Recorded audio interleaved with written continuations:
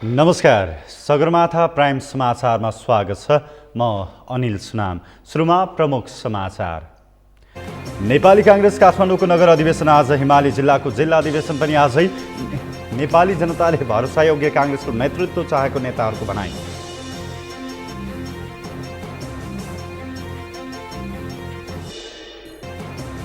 नेकपा एमालेसँग प्रतिवाद गरेर अघि बढ्न पार्टीका नेता कार्यकर्तालाई माओवादी अध्यक्ष दाहालको निर्देशन। एमाले विरुद्ध सशक्त ढङ्गले अघि बढ्नुपर्ने तर्क।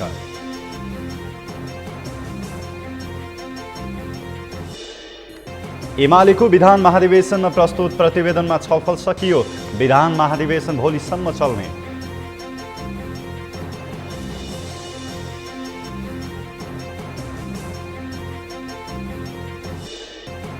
रोमानियाको एक अस्पतालमा भीषण आगलागी, उपचाररत 7 जना बिरामीको मृत्यु, 113 जनाको सकुशल उद्धार।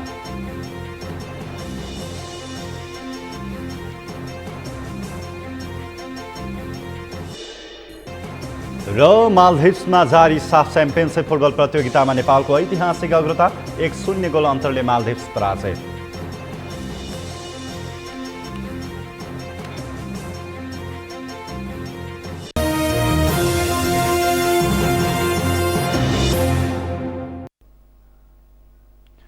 अब समाचार विस्तारमा। काङ्ग्रेसको महाधिवेशन अन्तर्गत आज काठमाडौँ सहितका केही जिल्लामा नगर अधिवेशन सम्पन्न भएको छ। हिमाली जिल्लामा भने आज जिल्ला अधिवेशन सुरु भएको छ। काङ्ग्रेसले 21वटा हिमाली जिल्लामा दसैँ अघि जिल्ला अधिवेशन सक्ने निर्णय गरेको थियो, तर अन्य जिल्लामा भने दसैँ अघि गाउँ नगर अधिवेशन सम्पन्न गर्ने निर्णय गरेको थियो। अमृतराज काफ्लेको रिपोर्ट। नेपाली काङ्ग्रेसको 14औं महाधिवेशन अन्तर्गत शनिबार काठमाडौँ सहितका जिल्लाहरूमा नगर अधिवेशन सुरु भएको छ। पटक पटक अधिवेशनको आन्तरिक कार्यतालिका हेरफेर गर्दै आएको नेपाली काङ्ग्रेसले अहिलेसम्म समेत 4वटा जिल्लाको क्रियाशील सदस्यता विवरण सार्वजनिक गर्न सकेको छैन। तर वडा अधिवेशन सकिएका जिल्लामा भने काङ्ग्रेसले गाउँ नगर अधिवेशन गरिरहेको छ। त्यसै अन्तर्गत काठमाडौँ सहितका देशका विभिन्न जिल्लामा नगर अधिवेशन सुरु भएको हो। नेतृत्व चयनका लागि भने काठमाडौँका अधिकांश नगरपालिकामा मतदान भएको छ, तर मुस्ताङ र रुकुममा भने निर्विरोध रूपमा जिल्ला सभापति चयन गरेको छ।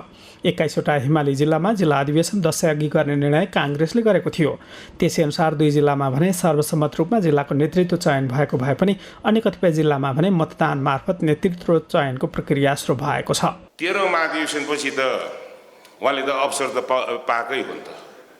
तर अब आज आएर चाहिँ के हो भन्दाखेरि काङ्ग्रेसको हालत यो चाहिँ अब हामीले चाहिँ धेरै अब चाहिँ योभन्दा अगाडि महाधिवेशनहरू चाहिँ देखेका हामी सब भुक्तभोगी छौँ।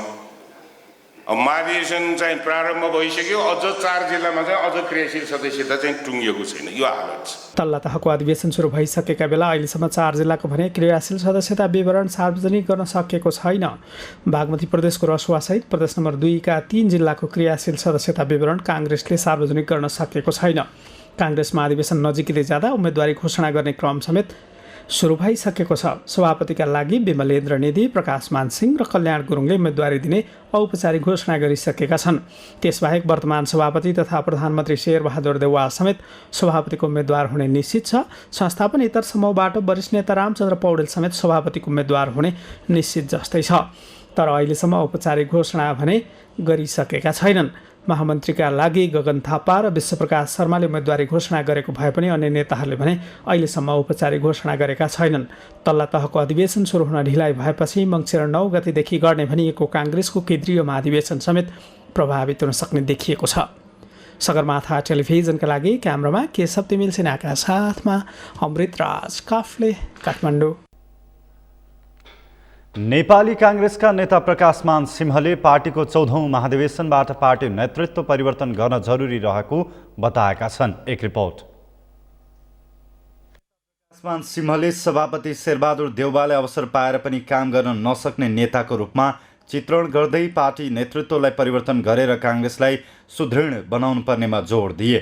शनिबार पार्टीको काठमाडौँ महानगरपालिका अधिवेशनको उद्घाटन गर्दै उनले अवसर पाएर काम गर्न नसक्ने नेतृत्वलाई अब पनि निरन्तरता दिए सिंह उद्देश्यलाई नै नराम्रो हुने तर्क समेत गरे। लिडरसिपको चाहिँ अब चाहिँ हामीले चाहिँ परिवर्तन गर्नुपर्छ यो महाधिवेशनमा र चाहिँ पार्टीलाई चाहिँ मैले अघि भने जस्तै यो पार्टीलाई शुद्धिकरण गर्न सुदृढ गर्नको लागि र एउटा कुरा यो हाम्रो पार्टीको फेरि चाहिँ विशेषता कस्तो भन्दाखेरि अवसर पाएर पनि काम गर्न नसक्नेहरूलाई फेरि चाहिँ गुणगान गाएर केही मान्छे चाहिँ चाहिन्छ भनेर भन्नु यो कतिको चाहिँ सान्दर्भिक हुन्छ भन्ने कुरामा म त के भन्दाखेरि मैले भनिरहेको छु। मैले भने पर्सनली मेरो चाहिँ के हो भन्दाखेरि दाजुहरू चाहिँ एकदम माइडियर दाजुहरू हुनुहुन्छ उहाँ, किनभने मेरै आँखाले मैले देखेको छु कति दुःख सङ्घर्ष गर्नुभएको छ, जेल जानुभएको छ। यति अप्ठ्याराका दिनहरू चाहिँ थिए नि। नेता सिंहले पार्टी सभापतिमा आफ्नो दाबी रहेको बताए। उनले सभापतिमा आफू कुन कारणले अयोग्य छु भनेर कन्भिन्स गर्न पार्टी सभापति देउबा र वरिष्ठ नेता रामचन्द्र पौडेलसँग प्रश्न गरे। कार्यक्रममा बोल्दै काङ्ग्रेस युवा नेता गगन थापाले आगामी निर्वाचनमा कम्युनिस्टहरूसँग एक्लै चुनाव लडेर जित्ने तागतका साथ अघि बढ्न पनि काङ्ग्रेस नेतृत्व परिवर्तन हुनुपर्ने आवश्यकता औँलाए। उनले काङ्ग्रेसलाई जनताको भरोसायोग्य पार्टी बनाउन कोहीसँग मिलेर होइन, एक्लै 7 कम्युनिस्टहरू एक भएर आए पनि आगामी निर्वाचनमा जित्नुपर्ने अवस्था काङ्ग्रेसको रहेकाले सोही अनुसार काङ्ग्रेसलाई शुद्ध र सुदृढ बनाउन आफूहरू लागि परेको बताए। हामी पार्टीभित्र परिवर्तन चाहन्छौँ कि चाहँदैन? आज नेपाली काङ्ग्रेस जसरी चलेको छ यो चलिरहेको कुरा ठिक छ? यो यथास्थितिलाई हामी जोगाउन चाहन्छौँ वा पार्टीभित्र ठुलो एउटा परिवर्तन चाहिएको छ भन्ने कुराको सन्देश जुन आम जनताको तर्फबाट पार्टीको साथीहरूको तर्फबाट आएको छ, हामी यस्ता सम्मेलनहरूको निर्णयबाट व्यक्त गर्न चाहन्छौँ। म नेपाली काङ्ग्रेसको एउटा कार्यकर्ता भएर ठान्दछु, आज काङ्ग्रेस जसरी चलेको छ यसै गरिकन चलेको काङ्ग्रेसले हामी दुखित भएर बसेका, अभावमा रिक्ततामा छटपटाएर बसेका नेपाली जनतालाई भरोसा दिलाउन सक्दैनौँ। काङ्ग्रेसभित्र ठुलो सुधारको खाँचो छ, काङ्ग्रेसभित्र ठुलो शुद्धिकरणको खाँचो छ। काङ्ग्रेसलाई शुद्ध बनाउनु पनि पर्नेछ, सुदृढ बनाउनु पनि पर्नेछ। त्यो शुद्ध र सुदृढ बनाउनका निम्ति यो अधिवेशनलाई प्रयोग गर्नुपर्नेछ। नेता थापाले नेपाली जनताले भरोसायोग्य काङ्ग्रेसको नेतृत्व चाहिरहेको दाबी समेत गरे। उनले मुलुकलाई कम्युनिस्टको कहरबाट बचाउन पनि नेपाली काङ्ग्रेसको पार्टी जीवनमा आमूल परिवर्तन गर्न आवश्यक रहेको दोहोर्याए। सत्ता साझेदार नेकपा माओवादी केन्द्रका अध्यक्ष पुष्पकमल दाहालले नेकपा एमालेसँग प्रतिवाद गरेर अघि बढ्न पार्टीका नेता कार्यकर्तालाई निर्देशन दिएका छन्। अध्यक्ष दाहालले एमाले नेता कार्यकर्तालाई जाली फटाहाको संज्ञा दिँदै उनीहरूको प्रतिवाद नगरी आगामी निर्वाचन जित्न नसकिने बताए। एक रिपोर्ट। सत्ता साझेदार नेकपा माओवादी केन्द्रका अध्यक्ष पुष्पकमल दाहालले नेकपा एमालेसँग प्रतिवाद गरेर अगाडि बढ्न पार्टीका नेता कार्यकर्ताहरूलाई निर्देशन दिएका छन्। उनले अबको 1.5 वर्ष एमाले गणतन्त्र विरोधी, संघीयता विरोधी रहेको भन्दै जनतामा जान पनि पार्टीका नेता कार्यकर्ताहरूलाई सचेत गराए। पार्टीमा अब तलैसम्म सङ्गठनलाई पुनर्गठित गर्ने र यी जाली फटाहरू चाहिँ अहिले हामीलाई हेप्न खोजेका छन् नि, तिनको सातो खाने। पहिला कस्तो थियो, आयो माओवादी भनेपछि जाली फटाको थरर हुन्थे। अहिले त के को चाहिँ माओवादीलाई त केही जस्तै नमान्ने भए अनि हामी अप्ठ्यारामा पऱ्यौँ। वाइसिएल आयो भनेपछि गुन्डाहरू जति सातो जान्थ्यो र भित्र पस्थ्यो उनीहरू लुक्थे। अहिले त चाहिँ हामीलाई नै लखेर्लाम जस्तो गरेका छन्। त्यस कारण एकचोटि फेरि हामी 64 जस्तै वाइसिएल पनि, विद्यार्थीहरू पनि, पार्टीका साथीहरू पनि आक्रामक ढङ्गले उनीहरू जाइ लाग्छन् भने, आइलाग्छन् भने हामीले पुरै जवाब दिने हामीसँग त्यो तागत छ। त्यो तागत हामीसँग छ, हामीसँग मात्रै छ नेपालमा, अरू कसैसँग छैन। हामीसँग हजारौँ लाखौँ तालिम प्राप्त सेना पनि छन्। अध्यक्ष दाहालले देशको रक्षा गर्न, संविधानको रक्षा गर्न र गणतन्त्र बचाउनको लागि एमाले विरुद्ध सशक्त ढङ्गले अगाडि बढ्नुपर्ने तर्क गरे। उनले केपी ओली एक्लै केही नभएको पनि बताए। अध्यक्ष दाहालले केपी ओलीले छल कपटको बाटो लिएपछि उनी विरुद्ध पार्टी हेडक्वार्टरमै बमबारी गर्नु परेको बताए। उनले कांग्रेस सभापति शेरबहादुर देउवालाई प्रधानमन्त्री बनाउन आफूले धेरै दुःख गरेको पनि बताए। अब प्रधानमन्त्री खानको लागि जनताको अगाडि गरेको सङ्कल्प बिर्सेर प्रधानमन्त्री खोजे भने त म पनि प्रतिक्रियावादी जस्तै हुने भएँ, अवसरवादी जस्तै हुने भएँ भनेर मैले धन्यवाद तपाईँहरूलाई। म चाहिँ प्रधानमन्त्री रोज्दिनँ, म पार्टी एकतै रोज्छु, कम्युनिस्ट एकतै रोज्छु भने त्यति बेला तपाईँहरूलाई थाहा छ यो कुरा। आज केपी ओली सामन्त्यहरूका अगाडि र साम्राज्यवादका अगाडि आत्मसमर्पण गरे, कम्युनिस्ट आन्दोलनलाई धोका दिए, मार्क्सवादप्रति विश्वासघात गरे, आफैले गरेका सहमति सम्झौता च्यातचुत पारेर अगाडि बढेपछि जब त्यो प्रवृत्ति एउटा निरङ्कुश र प्रतिगामी प्रवृत्तिका रूपमा हामीले चिन्हित गरियो र त्यसका विरुद्ध विद्रोह गर्न पर्ने आयो, हामीले विद्रोह गर्यौँ।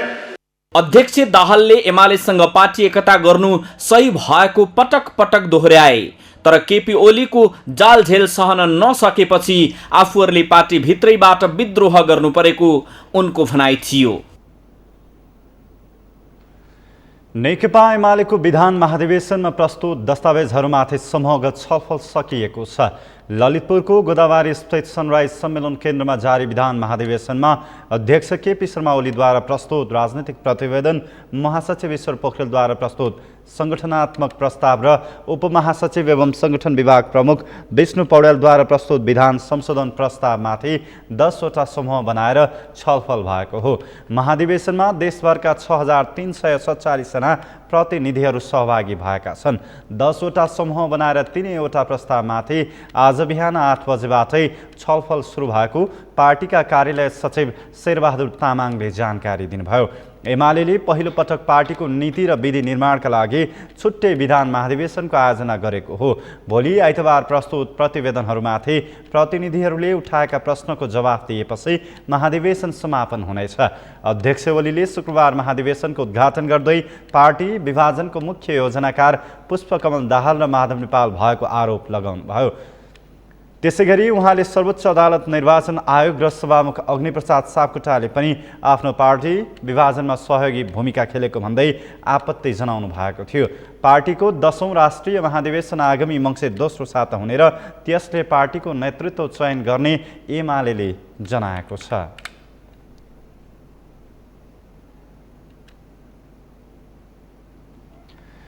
माधव नेपाल नेतृत्वको नेकपा एकीकृत समाजवादीका महासचिव बेदुराम भुसालले प्रमुख प्रतिपक्षी नेकपा एमालेले संसद अवरुद्ध पारेर संविधानमाथि नै हमला गर्ने काम गरिरहेको आरोप लगाउनु भएको छ।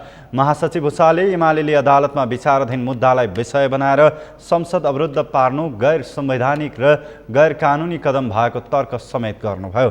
शनिबार काठमाडौँमा आयोजित एक साक्षात्कार कार्यक्रममा बोल्दै उहाँले सदन अवरुद्ध पार्ने कामले एमाले आफै जनताको माझमा नाङ्गिँदै गएको दाबी समेत गर्नुभयो।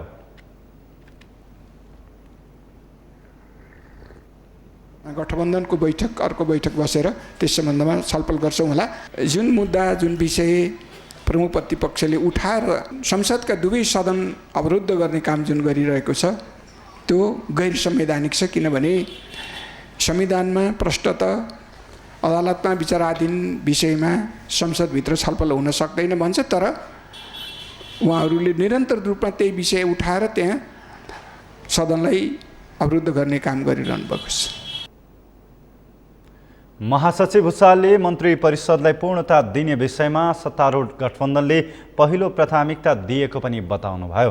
तर उहाँले मन्त्री परिषदले कहिले पूर्णता पाउँछ भन्ने विषय भने खुलाउनु भएन।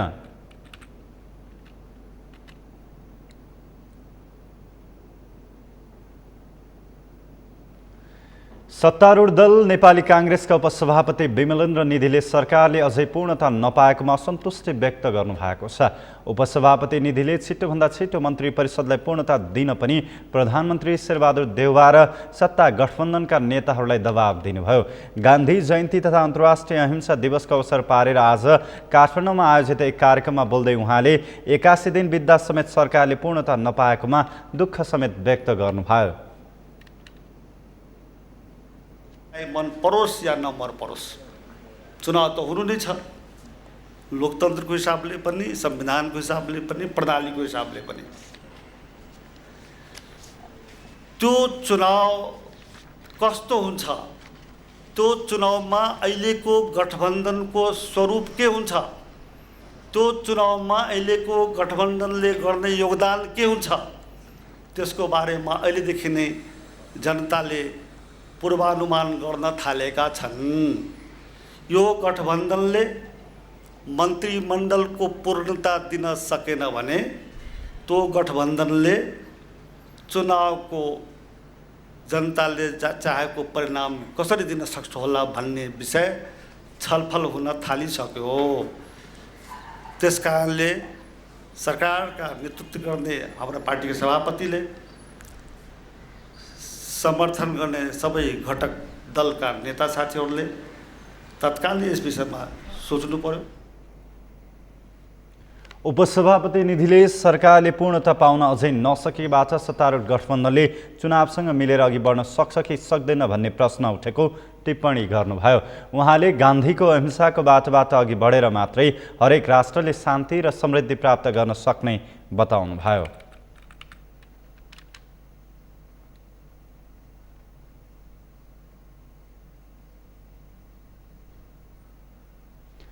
सगरमाथा प्राइम समाचारमा पालो भएको छ विश्रामपछि।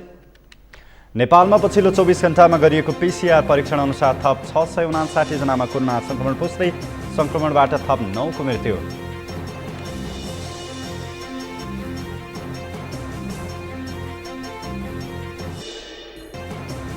महोत्तरीको 11 गाउँपालिकाले बजार मूल्यभन्दा महँगोमा सेनिटरी प्याड खरिद गरेको खुल्यो। खरिद सम्बन्धमा आफूलाई कुनै जानकारी नभएको अध्यक्षको भनाइ।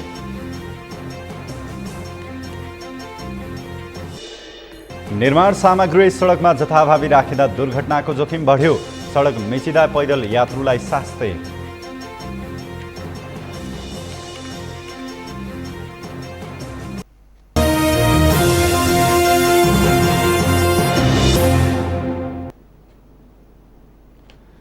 विश्रामपछि सगरमाथा प्राइम समाचारमा स्वागत छ। अब बाँकी समाचार।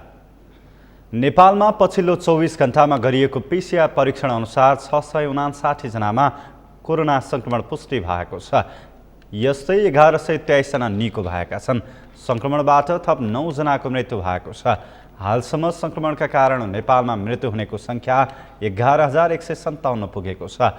हालसम्म नेपालमा संक्रमितको संख्या 7,96,618 पुगेको छ।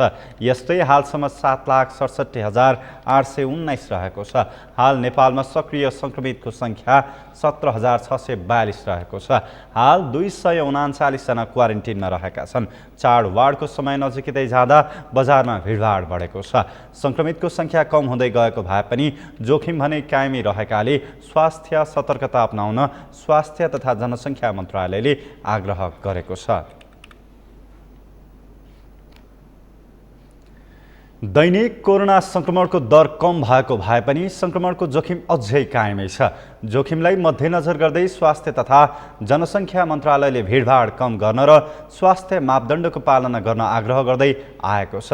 तर चाडबाड नजिकिएसँगै बजारमा चहल पहल बढेको छ भने अर्कोतर्फ राजनीतिक दलहरूका सभा सम्मेलन समेत आयोजना हुँदै आएका छन्। यस्तो कार्यले संक्रमणको जोखिम बढाएको जनस्वास्थ्यविदहरूको धारणा छ। शान्ता दनुवारको रिपोर्ट। कोरोना संक्रमणको दैनिक वृद्धि दरमा कमी आएको भए पनि संक्रमणको जोखिम अझै कायमै छ। जोखिम कायम रहेकाले स्वास्थ्य मापदण्डको पालना गर्न स्वास्थ्य तथा जनसङ्ख्या मन्त्रालयले आग्रह गर्दै आएको छ। सरकारले संक्रमणको जोखिम कायम रहेकाले चाडपर्व सभा सम्मेलनका नाममा भिडभाड नगर्न आह्वान गर्दै आएको छ। तर सरकारमा रहेका दल हुन् वा प्रतिपक्षी दलहरूले महामारीकै समयमा कार्यकर्ता भेलादेखि सभा सम्मेलन आयोजना गरेर जनस्वास्थ्य मापदण्ड उल्लङ्घन गरिरहेका छन्। सत्तारूढ दल नेपाली काङ्ग्रेसको महाधिवेशन चलिरहेको छ। यस्तै सत्ता साझेदार दल नेकपा माओवादी केन्द्र निकट अखिल क्रान्तिकारीको राष्ट्रिय सम्मेलन सुरु भएको छ भने प्रतिपक्षी दल नेकपा एमालेको विधान महाधिवेशन समेत यही समयमा सुरु भएको छ। कार्यक्रममा सहभागी हुनेहरूले स्वास्थ्य मापदण्डको पालना गरेको देखिँदैन।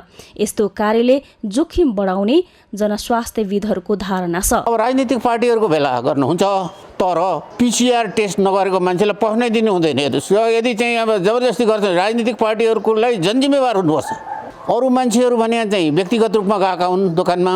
राजनीतिक पार्टी भनेको उनीहरू नेपालको संविधानले दिएको नेपालको कानुनले दिएको उनीहरू चाहिँ जिम्मेवार समूहहरू। त्यो जिम्मेवार समूहले गैर जिम्मेवार काम गर्नु हुँदैन। भेला गर्न हुन्छ PCR नेगेटिभ भएको मान्छेलाई मात्रै भेलामा सम्मेलन गर्नु त्यो चाहिँ अनि चाहिँ निमन्त्रणा गर्नुपर्छ। PCR टेस्ट गरेर ठिक छ 2000 मान्छेलाई बिहामा बोलाऊ हामी त्यही तर प्रहरी पठाएर PCR को रिपोर्ट हेर्छौँ। 2000 जना मान्छे बोलाएर भेला गर अथवा 10,000 बोलाएर भेला गर PCR टेस्टको चाहिँ चाहिँ रिपोर्ट चाहिँ नदेखाइकन हलभित्र पस्न पाइँदैन भनेर उहाँहरूले चाहिँ यसलाई चाहिँ अलिकति कडाउ गर्नु पर्यो। यो नगर्ने हो भने चाहिँ सङ्क्रमण व्यापक रूपमा फैलिने डर हुन्छ। फेरि त्यसो त दसैँ तिहार लगायतका चाडबाड समेत नजिकिएका छन्। चाडबाडको समयमा टिकट काउन्टरदेखि खाद्यान्न बजार र अन्य व्यापारिक केन्द्रहरूमा मानिसहरूको भिडभाड भएको छ। यस्तो समयमा भिडभाड कम गर्न तथा बाहिर निस्कनै परे स्वास्थ्य मापदण्डको पालना गर्नुपर्ने स्वास्थ्य तथा जनसङ्ख्या मन्त्रालयले जनाएको छ। अब हामी हेऱ्यौँ भने कोभिड-19 सङ्क्रमणको हामीले पहिलो लहरको जोखिम, दोस्रो लहरको अझ गाह्रो अझ जोखिम अवस्था झेलेका छौँ। अहिले पछिल्लो समय केही सुधारात्मक लक्षणहरू सङ्केतहरू देखिए पनि जोखिमका हिसाबले हामीले एकदमै फेरि भोलि तत्कालै ठुलो समस्या नहोला भन्न सकिने अवस्था छैन। सम्भावित रूपमा अर्को भेरिएन्ट अथवा परिवर्तन भएर आउन सक्ने भेरिएन्ट जसले छुट्टै समयमा ठुलो रूप लिएर हामीलाई अप्ठ्यारो बनाउने अवस्था सिर्जना हुन सक्ने अवस्थाबाट पनि हामीले रोकथाम नियन्त्रण गर्न सक्छौँ। अहिले तत्कालको कुरा गर्दा केही लक्षणहरू सुधारात्मक छन्, तर यति भनिरहँदा हामी जनस्वास्थ्यका मापदण्डहरू उल्लङ्घन गर्दै गयौँ, सार्वजनिक स्थलमा धेरै बाक्लो भेटघाट गर्दै गयौँ भने हामी अझ बढी जोखिममा हुन सक्ने अवस्था चाहिँ एकदमै धेरै छ। स्वास्थ्य मन्त्रालयका अनुसार पछिल्लो समय केही सुधारात्मक लक्षण देखिए पनि जोखिमका हिसाबले फेरि तत्कालै ठुलो समस्या नआउला भन्न सकिन्न। त्यसैले जनस्वास्थ्यका मापदण्ड पालना गर्न मन्त्रालयले सुझाव दिएको छ। सगरमाथा टेलिभिजनका लागि क्यामेरामा सुरेन्द्र राउतका साथ शान्ता दनुवार, काठमाडौँ। महोत्तरी जिल्लाको एकडारा गाउँपालिकामा विद्यालयमा वितरण गरिएको सेनिटरी प्याड बजार मूल्यभन्दा बढीमा खरिद गरिएको खुलेको छ। नेपाल सरकारद्वारा सशर्त अनुदानमा 13 वर्षमाथिका बालबालिकालाई विद्यालयमा वितरण गरिने प्याडमा एकडाँडा गाउँपालिकाले बजार मूल्यभन्दा दोब्बरको दरमा सेनिटरी प्याड खरिद गरी वितरण गरेको हो। महोत्तरीबाट मनोज झा मुक्तिको रिपोर्ट। नेपाल सरकारद्वारा देशको हरेक पालिकाका विद्यालयमा अध्ययनरत 13 वर्षमाथिका बालिकालाई सशर्त अनुदान शीर्षकमा वितरण गर्न दिएको रकममा महोत्तरी जिल्लाको एकडारा गाउँपालिकाले बजार मूल्यभन्दा बढी रकममा खरिद गरी वितरण गरेको छ।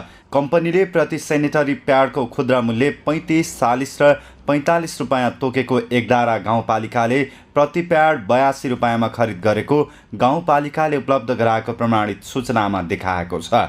एकडारा गाउँपालिकाले आर्थिक वर्ष 2076-77मा सेनिटरी प्याड प्रति थान 82 रुपियाँको दरले 12,988 थान र आर्थिक वर्ष 2077-78मा 82 रुपियाँकै दरले 13,000 प्याड खरिद गरी पालिकाका 7वटा विद्यालयमा वितरण गरेको हो। जबकि सेफ्टी कम्पनीको प्याडको खुद्रा मूल्य 35, 40 र 45 रुपियाँ रहेको आफ्नो वेबसाइटमा राखेको विज्ञापनमा उल्लेख छ। गाउँपालिकाले प्रतिथान 82 रुपियाँमा खरिद गरी विद्यालयहरूमा वितरण गरेको अधिकांश प्याडमा नेपाल सरकारबाट निःशुल्क वितरणको लागि भन्ने छाप समेत लगाइएको छ। गाउँपालिकाले सेनिटरी प्याडमा अनियमितता गरेको राजनैतिक दलका स्थानीय नेताहरूको आरोप छ। 35, 40, 42 रुपियाँ जति कम्पनीको खुद्रा मूल्य तोकेको त्यसमा देखिरहेको छ। कुनै कुनैमा त तपाईँको निःशुल्क पनि लेखिएको छ नेपाल सरकारबाट निःशुल्क वितरणको लागि। अब त्यो पनि हाम्रो पालिकाले खरिद गरेर व्यापकै मात्रामा व्यापक भ्रष्टाचार गरेको जस्तो खुल्न आएको मलाई देखियो। 82 रुपियाँ जस्तो मूल निर्धारण गरेर त्यो चाहिँ खरिद गरिएको देखाइएको छ। अब त्यो त झन्नै ठुलो नै भ्रष्टाचार भयो जस्तो लाग्यो। योभन्दा पहिला पनि हामीहरू एउटा सर्वदलीय सर्वपक्षीय सङ्घर्ष समिति बनाएर एकडारा पालिकामा भइरहेको भ्रष्टाचारप्रति हामी चाहिँ टोल टोलमा गएर भण्डाफोरको कार्यक्रम पनि राख्यो, तर त्यसमा जनसमुदायबाट खासै रुचि देखाइएन। अब बाध्य भएर हामीहरूले चाहिँ त आफ्नो आन्दोलनलाई चाहिँ तत्कालको लागि स्थगित नै गर्नु पर्यो। अब आज आएर अब यत्रो किसिमको भ्रष्टाचार भइरहेको बेलामा मेरो बुझाइमा मेरो अनुभवमा अब सर्वदलीय सर्वपक्षीय कोणबाट पनि र जनसमुदायबाट पनि यो एकडारा पालिकामा भइरहेको भ्रष्टाचारको लागि आवाज उठाउनै पर्छ जस्तो मलाई लागिरहेको। गाउँपालिकाले टेन्डर मार्फत सेनिटरी प्याड खरिद गरेको, प्याड कतिको दरले खरिद गरिएको, प्याडमा निःशुल्क वितरणका लागि लगाइएको छापबारे आफूलाई कुनै जानकारी नभएको एकडारा गाउँपालिकाका अध्यक्ष राम छविला शाहले बताए। एउटा प्याड 82 रुपियाँमा खरिद गरेको हामीले सूचना उपलब्ध गराएको छ, जबकि सेफ्टी कम्पनीले 40 रुपियाँमा खुद्रा मूल्य राखेको छ। त्यसमा केही प्याडमा नेपाल सरकारद्वारा निःशुल्क वितरणको पनि ट्याग लगाएको छ। के हो यो त भ्रष्टाचार भएन? अहिलेसम्म म कहाँ कुनै पनि विद्यालयबाट यस्तो प्रकारको सूचना आएको छैन। तपाईँको भनाइअनुसार यदि त्यस्तो छ भने त्यसमाथि हामी कारबाहीको प्रक्रिया गर्छौँ। 82 रुपियाँमा खरिद गरेको तपाईँलाई थाहा छैन? थाहा छैन। अब कतिमा बोलपत्र भएको हो त्यो कुरा मलाई थाहा भएन, तर बोलपत्रद्वारा खरिद भएको कुरा मलाई थाहा छ। भ्रष्टाचार नियन्त्रणका लागि रहेका राज्यका सरकारवाला निकायहरू यस्ता अनियमितताप्रति संवेदनशीलता देखाउनु आवश्यक छ। सगरमाथा टेलिभिजनको लागि महोत्तरीबाट मनोज झा, मुक्तिको रिपोर्ट। महोत्तरीको एघारा गाउँपालिकामा सेनिटरी प्याडमा पनि अनियमितता भएको छ खरिदमा र भ्रष्टाचारको प्रश्नहरू उठेका छन्, समाचारहरू आइरहेका छन्। यिनै विषयमा आज हामीसँग कुराकानीका लागि हाम्रो रिपोर्टर महोत्तरीबाट मनोज झाजी हुनुहुन्छ। मनोज झाजी, हजुर, यहाँलाई स्वागत छ प्राइम न्युजमा। हजुर, धन्यवाद। खासमा त्यो 11 गाउँपालिकाभित्रका कतिवटा स्कुलमा त्यो सेनिटरी प्याड जस्तो कुरामा खरिद प्रकरणमा अनियमितता र भ्रष्टाचार भएको भन्ने कुराहरू खासमा के हो? कतिवटा स्कुलमा कुन हिसाबले त्यसरी अनियमितता भएको छ?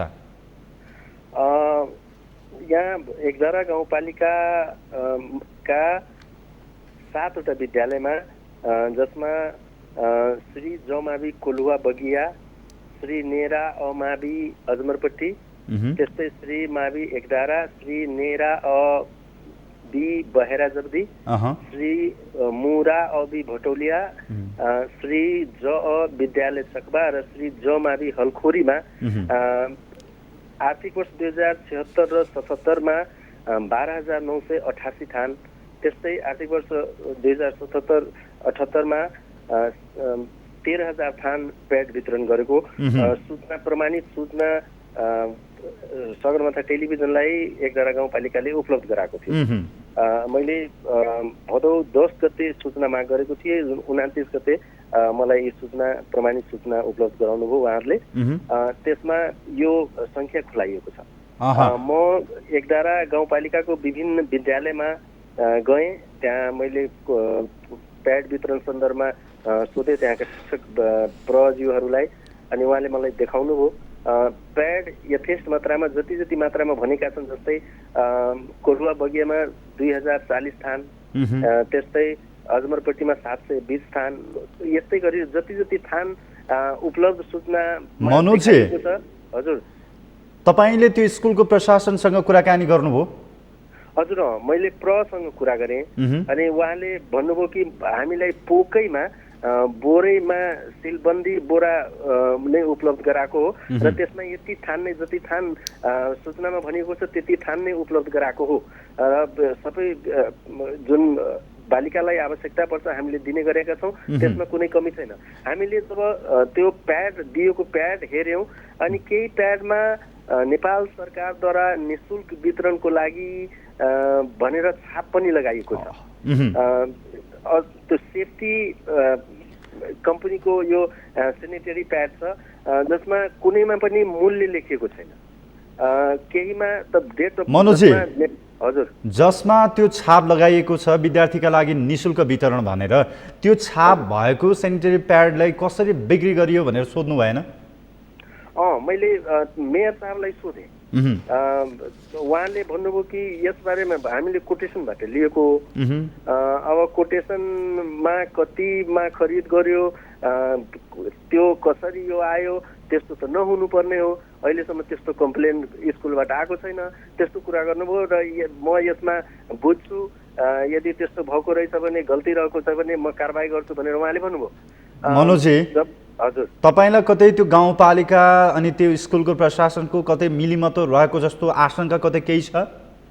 मैले विद्यालयका प्रहरूलाई सोधेँ कि यो प्याड कसले किनेको हो, कसरी उपलब्ध भयो, अनि उहाँले भन्नुभयो कि गाउँपालिकाबाट जुन सशर्त अनुदानमा बालिकालाई 13 वर्ष माथिका बालिकालाई जुन प्याड वितरण गर्नुपर्ने कार्यक्रम छ त्यो अनुसार हामीलाई प्याडै उहाँले उपलब्ध गराउनु भयो। मैले त्यहाँको गाउँपालिका प्रमुखलाई सोद्धाखेरि उहाँले भन्नुभयो कि हामीले कोटेसन मार्फत यो मगाएका हौँ, जसमा जुन सूचना उपलब्ध गराउनु भएको छ कि प्रति प्याड 82 रुपियाँमा हामीले खरिद गरेको हो र कुन कम्पनीले दिएको हो म खोज्छु, अहिले मलाई याद छैन त्यस्तो कुरा उहाँले गर्नुभयो। केहीमा सबैमा फेरि निःशुल्क वितरण गरिएको स्ट्याम्प छैन, केही प्याडमा चाहिँ निःशुल्क वितरण गरिएको छ, जबकि त्यो सङ्ख्या जुन छ त्यो सङ्ख्यात्मक रूपमा ठ्याक्कै जति जुन स्कुललाई दिएको छ त्यो त्यति नै स्कुल छ, चाहे त्यो निःशुल्क वितरण गर्नको लागि दिएको प्याड होस् या अर्को एउटै बोराबाट 2 प्रकारको त्यो प्याडहरू निस्केको थियो, जसमा एउटामा न मूल्य छ न डेट अफ म्यानुफ्याक्चरिङ छ, अर्कोमा चाहिँ नेपाल सरकारद्वारा निःशुल्क वितरणको लागि लगाइएको छाप छ। हुन्छ मनोजजी, धन्यवाद। उहाँ हुनुहुन्थ्यो महोत्तरीबाट मनोज हाम्रो रिपोर्टर। उहाँसँग हामीले कुराकानी गऱ्यौँ र यो विषयमा अझै सत्य तथ्य हामी यहाँको बिचमा राखिरहनेछौँ। ओखलढुङ्गाको बजार क्षेत्रमा जथाभावी राखिएको निर्माण सामग्रीले दुर्घटनाको जोखिम बढाएको छ। घर निर्माणका लागि प्रयोग हुने रड, सिमेन्ट, गिट्टी, बालुवा तथा इट्टा लगायतका निर्माणका सामग्रीहरू सडकमा जथाभावी राखिँदा यसले दुर्घटनाको जोखिम निम्ताएको हो। ओखलढुङ्गाबाट रामहरि श्रेष्ठको रिपोर्ट। ओखलढुङ्गा जिल्ला सदरमुकामको बजार क्षेत्रमा अव्यवस्थित रूपमा राखिएका निर्माण सामग्रीले बजारमा दुर्घटनाको जोखिम बढाएको छ। बढ्दै गएको शहरीकरणको कारण साँघुरिएको सडक, त्यसमाथि पनि सडक नै मिचेर निर्माणका सामग्री राखिँदा पैदल यात्रुलाई बाटो हिँड्नै मुस्किल छ। बिहान बेलुकाको समयमा चाहिँ अब बोर्डिङ स्कुल चाहिँ भएको बच्चाहरू हिँड्ने बार सडक भएको कारणले गर्दा बच्चाहरू हिँड्न चाहिँ अब गाडी आउँदाखेरि अब साइड दिनुपर्ने हुन्छ। साइड दिँदाखेरि बच्चाहरू भागेर एक्कासी लड्न नि सक्छ, लड्दाखेरि त्यो रडमा लागेर अर्थात् इँटातिर लडेर घाइते हुन सक्छ। सडकमा जथाभावी थुपारिएका घर निर्माणका सामग्रीले स्कुले विद्यार्थी तथा पैदल यात्रुलाई समस्या छ। 24 घण्टा बजार क्षेत्रमा कुदिरहने साना तथा 2 पाङ्ग्रे सवारी साधनले झनै जोखिम निम्त्याएको छ। सडकमा भएका निर्माणजन्य सामग्रीलाई स्थानीय तहले व्यवस्थित गर्न नसकेको सवारी चालकको गुनासो छ।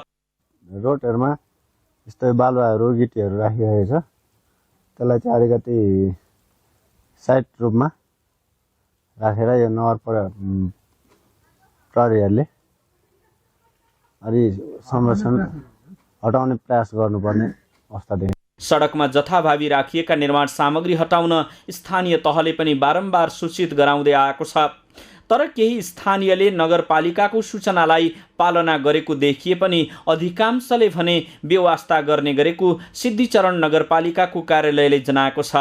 यसका लागि नागरिक स्वयंले सहयोग गर्नुपर्ने नगरपालिकाको भनाइ छ। त्यसको विकल्प भनेको कि हामीले हाम्रो नगर प्रहरीले परिचालन गर्नुपर्छ, उसले सकेन भनेदेखि स्थानीय प्रशासनसँग पनि सहयोग गर्नुपर्ने आवश्यकता रहन्छ। तर नागरिकको काममा त्यहाँसम्म किन पुर्याउने भन्ने हाम्रो सोचाइ हो र यसमा चाहिँ स्वयं सम्बन्धित नागरिकले, सम्बन्धित नगरवासीले सहजीकरण र सहयोग गरिदिनको लागि फेरि पनि म एकपटक अनुरोध गर्दछु। सदरमुकामको बजार क्षेत्रमा जथाभावी राखिएका निर्माण सामग्रीले दुर्घटनाको जोखिमसँगै बजारको सौन्दर्यतालाई समेत कुरूप बनाएको छ। यस विषयमा समयमै सम्बन्धित निकायको ध्यान जान जरुरी देखिन्छ। सगरमाथा टेलिभिजनको लागि ओखलढुङ्गाबाट रामहरि श्रेष्ठको रिपोर्ट। कैलालीको चुरे गाउँपालिकाको पहिरो पीडित परिवार अझै बेचल्ली अवस्थामा छन्। 2 वर्ष अघि गएको पहिरो पीडित अहिलेसम्म पनि जङ्गलमै बसिरहेका छन्। एक रिपोर्ट।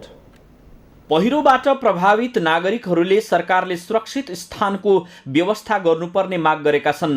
वैज्ञानिक मापदण्ड विपरीत वर्षेनी सडक खनिन थालेपछि कैलालीको चुरे गाउँपालिकाका विभिन्न वडामा पहिरोको जोखिम बढिरहेको छ। पहिरोको कारणले गाउँ नै विस्थापित भइरहेका छन्। चुरे गाउँपालिकाको गोपाले, काफल, गैरा, माल, निङ्गलाडी, पट्रेनी, गुडी लगायतका गाउँमा पहिरोको कारण गाउँ नै विस्थापित हुन थालेका हुन्। हाम्रो अब यो बिचमा अब डाँडामा घर भयो, हाम्रो 5-6 घर भयो।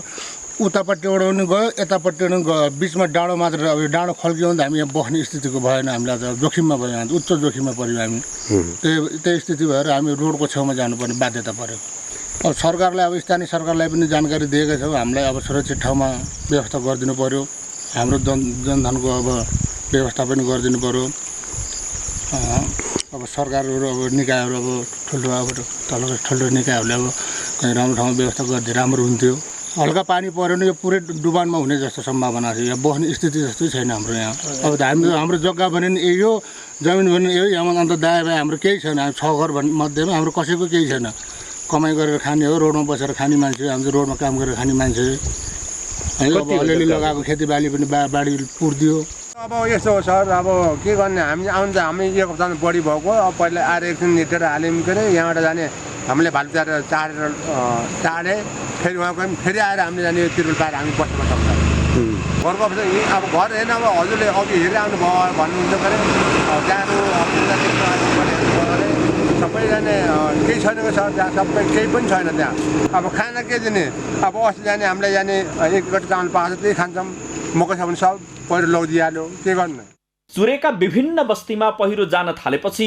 त्यहाँका स्थानीय घर छाडेर जङ्गल तथा सुरक्षित स्थानमा जान थालेका छन् अहिले सबै विस्थापित घरविहीन बन्दै गएका छन् गाउँमा बस्न सक्ने अवस्था नभएपछि केही सडकमै बसिरहेका छन् पहिरो प्रभावित परिवारहरूलाई अहिले दैनिक छाक टार्न पनि समस्या भएको छ यता सरकारले विस्थापितहरूको बारेमा केही नगरेको स्थानीयले आरोप लगाएका छन् भदौतिर गएको हामी पहिलो हप्तातिर त्यसपछि अब नाजुक स्थिति भयो त्यहाँ बस्ने सकेन हेर्नुहोस् त्यसपछि हामी अब यहाँतिर आयौँ पहिला अब पालसाल दिएको थिएन टेन्ट सेन्ट दिएको थिएन त्यतिकै अब टडा हाल्ने भनेर यहाँ आएको थियौँ काठपातहरू ल्याएर आएको थियौँ अनि पछि वन विभागको आएर त्यो काठपातहरू हटाइदियो फेरि पछि अनि हामीलाई वडाले हेऱ्यो अलिकति टेन्ट सेन्ट दियो त्यसपछि अब अरू ठाउँ छैन कहीँ पनि अहिले तत्कालीन यहीँ बस्छ भनेर फेरि टेन्ट सेन्ट दिएर हामी यहाँ बस्यौँ वडाहरू बच्चाहरू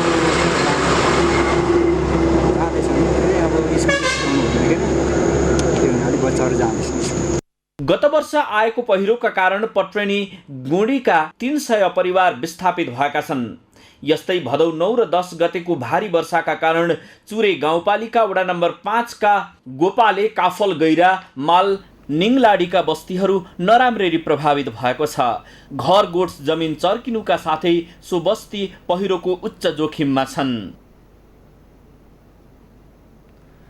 कोरोना संक्रमणको जोखिमसँगै बन्द भएका धार्मिक आस्थाका केन्द्रहरू बिस्तारै खुल्न थालेका छन् बौद्ध मार्गीहरूको आस्था र श्रद्धाको केन्द्र रहेको लुम्बिनीमा आन्तरिक र बाह्य पर्यटकको बिस्तारै चहलपहल सुरु भएको छ एक रिपोर्ट गएको साउनदेखि नै लुम्बिनी क्षेत्र खुला गरिए पनि नेपाल सरकारले अन एराइभल भिसा खुला नगरेको कारण नेपाल बाहिरका पर्यटक आउन सकेका थिएनन् अहिले आन्तरिक पर्यटकको साथसाथै विदेशी पर्यटक आउन थालेका छन् लुम्बिनी विकास कोषका सदस्य सचिव सानुराज साक्यले लुम्बिनी भ्रमणमा आउने पर्यटकको संख्या अहिले न्यून भए पनि नेपाल सरकारले अन एराइभल भिसा दिन सुरु गरेकोले अब पर्यटकको आगमन बढ्ने विश्वास व्यक्त गरे नेपाल सरकारले तय गरेको स्वास्थ्य मापदण्ड पालना गराउने गरी भ्रमणमा आउनेको व्यवस्थापन गरिने सदस्य सचिव साक्यले बताए दर्शक हाम्रो धार्मिक तीर्थयात्रीहरू वा पर्यटकहरू आन्तरिक पर्यटकहरू आइराख्नु भएको छ यसको सन्दर्भमा अब हामीले यो कोभिडको यो अहिले पनि यो सङ्क्रमणको दरहरू नघटिरहेको अवस्था छ घटे पनि अझै पनि यसको जुन सङ्क्रमण हुने सम्भावना अझै पनि बाँकी रहेको कारणले गर्दाखेरि यो पुरै कोभिड हटिसकेको अवस्था छैन त्यो कारणले गर्दाखेरि यहाँ लुम्बिनीमा घुम्न आउनु हुँदाखेरि हामीले जुन नेपाल सरकारले राखेको स्वास्थ्य प्रोटोकलहरू छन् हैन हेल्थ प्रोटोकलहरूलाई अपनाएर आउँदाखेरि लुम्बिनीभित्र आउँदाखेरि अनिवार्य रूपमा मास्क लगाउनु पर्ने हामीले मायादेव मन्दिरभित्र जाँदाखेरि अनिवार्य रूपमा मास्क लगाउनु पर्ने त्यसपछि यो सेनिटाइज गर्नुपर्ने किसिमका व्यवस्थाहरू हामीले गरेका छौँ लुम्बिनी विकास कोषले विश्व पर्यटन दिवसको दिन लुम्बिनी क्षेत्र खुला रहेको सन्देश विश्वभरि पठाएको जानकारी दिएको छ लुम्बिनीलाई कोरोना संक्रमणको जोखिमबाट मुक्त गराउँदै पर्यटकलाई आकर्षित गर्नको लागि कोषले कोरोना विकास निर्माण, सरसफाई र मर्मत सम्भारको काम निरन्तर रूपमा गरिरहेको सदस्य सचिव साक्यले बताए। लुम्बिनीमा पर्यटकहरूलाई आकर्षित गर्नको लागि हामी लुम्बिनी विकास कोषले आफ्नै किसिमले यहाँ लुम्बिनीलाई हेर्न लायकको स्थान बनाउने होइन, यो कोभिडको दौरान पनि हामीले लुम्बिनीको विकास निर्माणदेखि लिएर सरसफाइ, मर्मत सम्भारको कार्यहरू हामी निरन्तर रूपमा जारी राखेका छौँ। क्यानलमा पानी राख्ने, यहाँबाट पानीलाई सर्कुलेट गर्ने कामहरू पनि गरिरहेका छौँ। त्यसरी नै अब लुम्बिनीको महादेव मन्दिरको वरिपरिको जुन सर्कुलर लेबी, सर्कुलर पोन्ड छ, त्यो निर्माण कार्य पनि भइरहेको छ। कोषले अहिले नहर पोखरीमा पानी राख्ने, बगैँचाहरूको मर्मत तथा सरसफाइको काम गरिरहेको छ। पर्यटकलाई आकर्षित गरेर लुम्बिनी विकास कोष मात्र नभई यहाँका होटल व्यवसायीहरू पनि काम गर्नुपर्नेछ। पर्यटकहरूको लागि होटल व्यवसायहरू र लुम्बिनी विकास कोषको संयुक्त कार्यक्रम प्याकेज आउन सकेमा कोरोनाले थलिएको व्यवसायमाथि उठ्न समय लाग्दैन। सगरमाथा प्राइम समाचारमा पालो भएको छ विश्रामको विश्रामपछि। रोमानियाको एक अस्पतालमा भीषण आगलागी, उपचाररत 7 जना बिरामीको मृत्यु, 113 जनाको सकुशल उद्धार।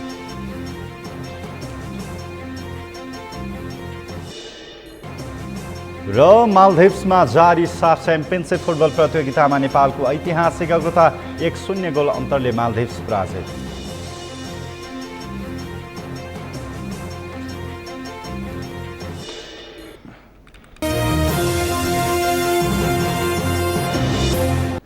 प्राइम समाचारको अन्त्यमा मुख्य समाचार फेरि एकपटक। नेपाली काङ्ग्रेस काठमाडौँको नगर अधिवेशन आज, हिमाली जिल्लाको जिल्ला अधिवेशन पनि आजै। नेपाली जनताले भरोसा योग्य काङ्ग्रेसको नेतृत्व चाहेको नेताहरूको भनाइ।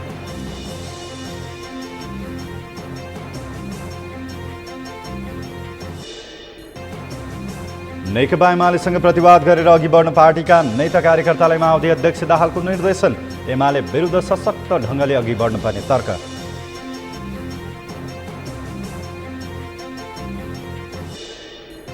एमालेको विधान महाधिवेशनमा प्रस्तुत प्रतिवेदनमा छलफल सकियो, विधान महाधिवेशन भोलिसम्म चल्ने।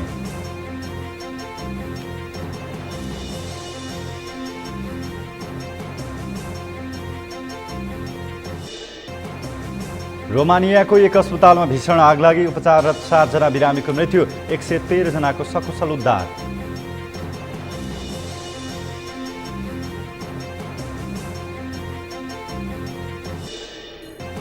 र मालदिभ्समा जारी साफ च्याम्पियनसिप फुटबल प्रतियोगितामा नेपालको ऐतिहासिक अग्रता, 1-0 गोल अन्तरले मालदिभ्स पराजित।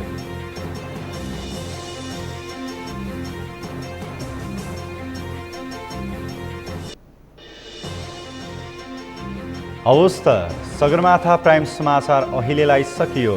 तपाईँ समाचार बुलेटिनका साथै सगरमाथा टेलिभिजनका सम्पूर्ण कार्यक्रम www.sagarmatha.tv मा पनि पढ्न र हेर्न सक्नुहुनेछ। साथै युट्युबमा youtube.com/sagarmatha.tv नेपालमा हेर्न सक्नुहुनेछ। साथै तपाईँ हामीलाई फेसबुकमा पनि facebook.com/STV नेपालमा फलो गर्न सक्नुहुनेछ। समाचारको शिखर, नेपालको गौरव, नेपालको पहिलो न्युज च्यानल सगरमाथा टेलिभिजन हेर्दै गर्नुहोला। नमस्कार।